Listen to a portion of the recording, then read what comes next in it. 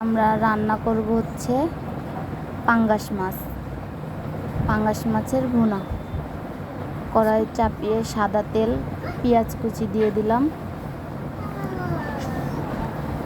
এখন রসুন বাটা দিয়ে দিলাম, আদা বাটা, পেঁয়াজ, কাঁচামরিচ একসাথে বাটা দিয়ে দিলাম, ধনিয়ার গুঁড়া দিয়ে দিলাম, জিরার গুঁড়া দিয়ে দিলাম। এখন দিয়ে দেবো হচ্ছে শুকনো মরিচের গুঁড়া, লবণ দিয়ে দিলাম পরিমাণ মতো। এখন হলুদ দিয়ে দেব। এখন হাত দিয়ে ভালো করে মাখিয়ে নিচ্ছি। হাতে মাখা ভালো হলে স্বাদটাও ভালো আসে। আজকের মাছটা হচ্ছে 3 কেজি ওজনের পাঙ্গাস মাছটা দিয়ে দিলাম। ভালো করে মাখিয়ে নিচ্ছি।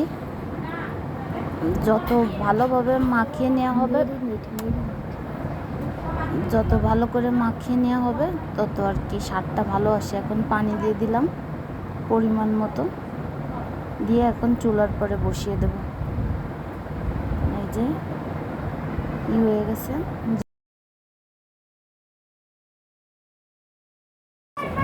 মাখা মাখা হয়ে গেছে। এখন হচ্ছে ঢাকনা দিয়ে দেব।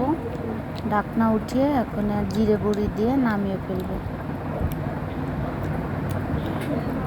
জিরে, গরম মশলার গুঁড়ি, কালারটাও সুন্দর এসেছে মাশাআল্লাহ।